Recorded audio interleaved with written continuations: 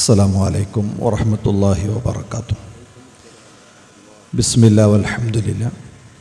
أشهد أن لا إله إلا الله وأشهد أن محمد رسول الله. اللهم صل على سيدنا محمد وعلى آل سيدنا محمد. أما بعد فأعوذ بالله من الشيطان الرجيم. بسم الله الرحمن الرحيم. وكلوا واشربوا ولا تسرفوا إنه لا يحب المسرفين. صدق الله العلي العظيم.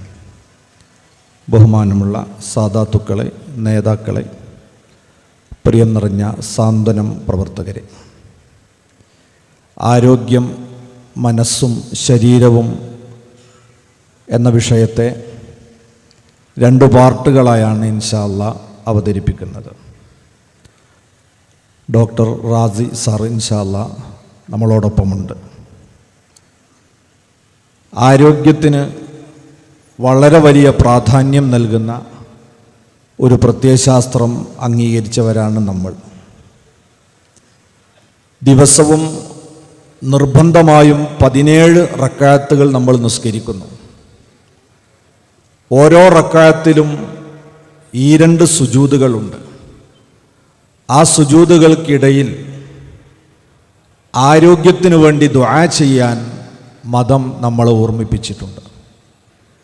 റബ്ബിഗ്ഫിർലി വർഹംനി വജ്ബുർനി വർഫഅനി വർസുഖ്നി വഹ്ദിനി വആഫിനി. 7 കാര്യങ്ങളാണ് സുജൂദിൽ നിന്ന് എഴുന്നേറ്റിരുന്ന് നമ്മൾ അല്ലാഹുവോട് ചോദിക്കുന്നത്.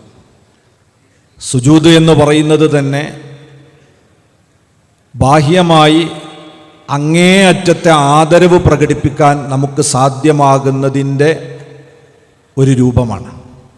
നാം ഏറെ ബഹുമാനിക്കുന്ന മുഖം കാലുവെക്കുന്ന നിലത്ത് വെക്കുന്ന സമയത്ത് അള്ളാഹു നമ്മളോട് പറയുന്നത് പോലെയാണ്, എഴുന്നേൽക്ക്, എന്താ വേണ്ടത് ചോദിക്കുന്നത്. ചോദിക്കാനുള്ള കാര്യങ്ങൾ നീട്ടിപ്പരത്താതെ എണ്ണി ചോദിക്കുകയാണ്. റബ്ബിഗ്ഫിർലി വർഹംനി വജ്ബുർനി വർഫഅനി വർസുഖ്നി വഹ്ദിനി വആഫിനി. അതിലവസാനം ഹിദായത്തും ആരോഗ്യവുമാണ് നമ്മൾ ചോദിക്കുന്നത്. എനിക്ക് ആരോഗ്യം തരണേ. ഇനി സുന്നത്ത് നിസ്കാരം നമ്മൾ നിർവഹിക്കുമ്പോൾ അതിലും ഇതേ പ്രാർത്ഥന വരും. ചുരുങ്ങിയത് നിസ്കാരത്തിലെ സുജൂദിൻ്റെ ഇടയിലുള്ള ഇരുത്തത്തിൽ മാത്രം ഒരു ദിവസം 30-ലേറെ തവണ ഓരോ മുസ്ലിമും ആരോഗ്യത്തിനു വേണ്ടി ദുആ ചെയ്യണം എന്ന് ഇസ്ലാം പറയുമ്പോൾ ആരോഗ്യത്തിൻ്റെ പ്രാധാന്യം എത്രമാത്രമുണ്ട് എന്നതിന് ഇതുതന്നെ ധാരാളം ഉദാഹരണമാണ്. ഇതിനു പുറമെയാണ് സുബഹി നിസ്കാരത്തിൽ വീണ്ടും നമ്മൾ ആരോഗ്യത്തിനു വേണ്ടി പ്രാർത്ഥിക്കുന്നു. അല്ലാഹുമ്മ ഹ്ദിനി ഫീമൻ ഹദൈത് വആഫിനി ഫീമൻ ആഫൈത്. ഒരു പ്രത്യേകത, ഈ രണ്ടിടത്തെ പ്രാർത്ഥനയും ഹിദായത്ത് നിലനിർത്തി തരണമെന്ന് ആവശ്യപ്പെടുന്നതിനോട് ചേർത്താണ് പറയുന്നത്. അതുകൊണ്ടാണ് അഷ്റഫുൽ ഖൽഖ് സ്വല്ലല്ലാഹു അലൈഹി വസല്ലം തങ്ങൾ പറഞ്ഞതായി സയ്യിദുനാ അബൂബക്കർ സിദ്ദീഖ് റളിയല്ലാഹു അൻഹു പറഞ്ഞു, സലുല്ലാഹൽ അഫ്വ വൽ ആഫിയ. നിങ്ങൾ അല്ലാഹുവിനോട് വിട്ടുവീഴ്ചയും ആരോഗ്യവും ചോദിക്കണം. ഫഇന്ന അഹദൻ ലം യുഅത ബഅദൽ യഖീനി ഖൈറൻ മിനൽ ആഫിയ. ഉറച്ച വിശ്വാസവും ഹിദായത്തും ഒരാൾക്ക് ലഭിച്ചു കഴിഞ്ഞാൽ അതിൻ്റെ കൂടെ ആരോഗ്യത്തെക്കാൾ വലിയ ഒരനുഗ്രഹം ഇനി അവന് ലഭിക്കാനില്ല. അതുകൊണ്ടാണ് ഹിദായത്തിൻ്റെ കൂടെ ആരോഗ്യത്തിന് വേണ്ടി ദുആ ചെയ്യാൻ ഇസ്ലാം പഠിപ്പിച്ചത്. സയ്യിദുന അബ്ബാസ് റളിയല്ലാഹു അൻഹു ഒരിക്കൽ മുത്തുനബിയോട് വന്ന് പറഞ്ഞു, നബിയെ, എനിക്ക് അള്ളാഹുവോട് ചോദിച്ച് മേടിക്കാൻ പറ്റിയ ഒരു സംഗതി അവിടുന്ന് പറഞ്ഞു തരണം. നബി തങ്ങൾ പറഞ്ഞു, സലുല്ലാഹൽ ആഫിയ, നിങ്ങൾ അള്ളാഹുവോട് ആരോഗ്യത്തെ ചോദിച്ചോളൂ എന്ന് പറഞ്ഞു. അബ്ബാസ് റളിയല്ലാഹു അൻഹു നിലവിൽ നല്ല ആരോഗ്യവാനാണ്. അതുകൊണ്ട് തന്നെ അതൊരു ഗൗരവമുള്ള സംഗതിയായി തോന്നിയില്ല. ഒന്നുകൂടി കറങ്ങി വന്നിട്ട് വീണ്ടും ചോദിച്ചു, നബി, ഒരു ഗൗരവമുള്ള സംഗതി, ഏതായാലും ദുആ ചെയ്ത് വാങ്ങാൻ വേണ്ടി തീരുമാനിച്ചതാണ്. അപ്പം നബി തങ്ങൾ വീണ്ടും പറഞ്ഞു, സലുല്ലാഹൽ ആഫിയ, നിങ്ങൾ ആരോഗ്യം തന്നെ ചോദിച്ചോളൂ. അപ്പോഴും അതിനൊരു ഗൗരവം കിട്ടുന്നില്ല. എല്ലാവർക്കും അങ്ങനെയുള്ള ആരോഗ്യം നഷ്ടപ്പെട്ടതിന് ശേഷമാണ് നമ്മൾ ആരോഗ്യത്തെക്കുറിച്ച് ചിന്തിക്കാറുള്ളത്. നിലവിലുണ്ടാകുമ്പോൾ നമുക്കതൊരു പ്രശ്നമല്ല.